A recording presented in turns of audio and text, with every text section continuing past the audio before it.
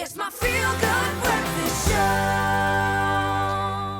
Welcome back. Thank you so much for tuning in. You are live with Expresso on a beautiful Monday morning. Hopefully you've been inspired. Time now to educate. Yes, it's time to educate. Take out those notepads because we all know cell phone banking is something we all do nowadays, allowing us really to be, we're on the move with our cell phone banking, taking care of our finances in the easiest way. 90% of my banking I actually do. Mine too, but it can be dangerous too, right? And so we sent Tsulu to go chat to SABRIC's acting CEO, Susan Potgieter, to find out why it can be so dangerous and what you need to be looking out for when you're transacting digitally, the risks that are involved with it, things you need to absolutely know about it. I don't know. A lot of the apps themselves come with very strong, stringent measures. Yeah. But it's often around the behavior other than what you're doing on that app. When emails are being sent with passwords, those sorts of things, responding to a person, phoning you to ask you for certain details, those sorts of things are just not allowed. But you can educate yourself, protect yourself, and create a bit of safety. There is always a skillum.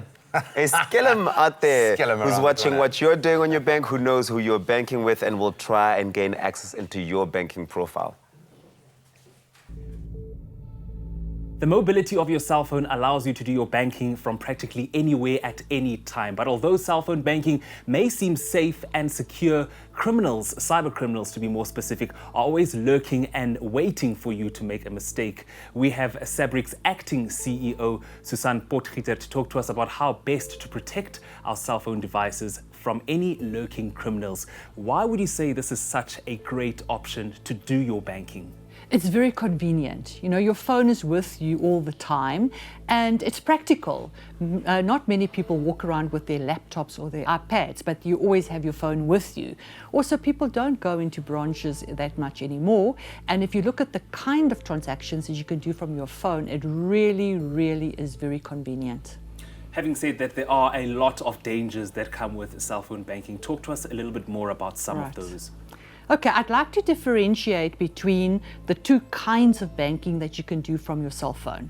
I want to talk about mobile banking on the one side and app banking on the other because they're different. They're not the same thing. If you look at mobile banking, people who use mobile banking usually get communications via the SMS facility and they don't actually link into the internet. So to do mobile banking, you need a phone. You need to register for mobile banking and you get a static password. Once somebody has the ability to take over your phone, either by stealing it or doing a SIM swap, they can theoretically try and do, mobile banking if you were registered for it. But they, of course, need the PIN number.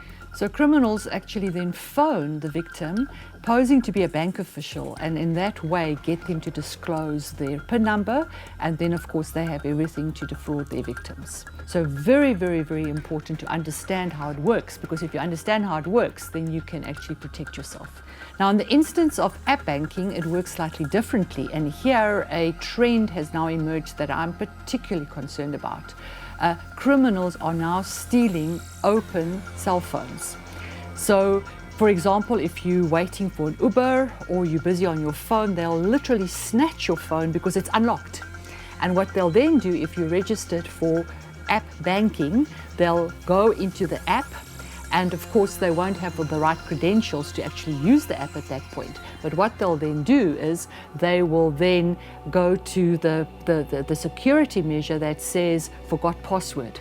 And then the bank app will ask them for certain information and they'll try and find that information either by going through your communications on your phone or by then vishing using an alternative contact number for you.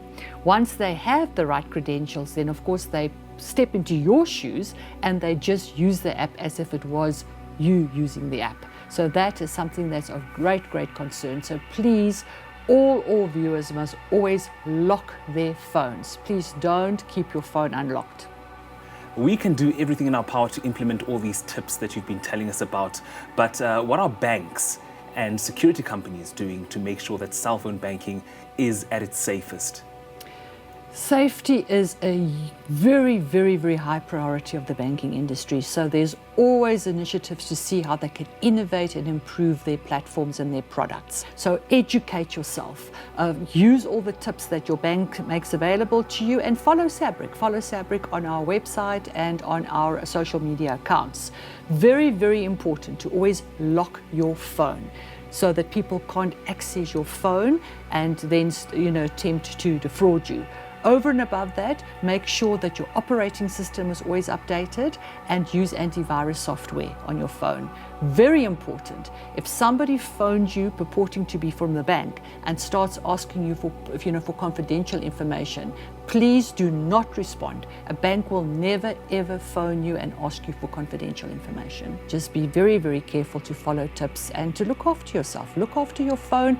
Understand that it's a computer, and just treat it as such. So as much as it's the bank's responsibility, the onus is also on us to make sure that we protect our cell phones in order to prevent cybercrime from happening.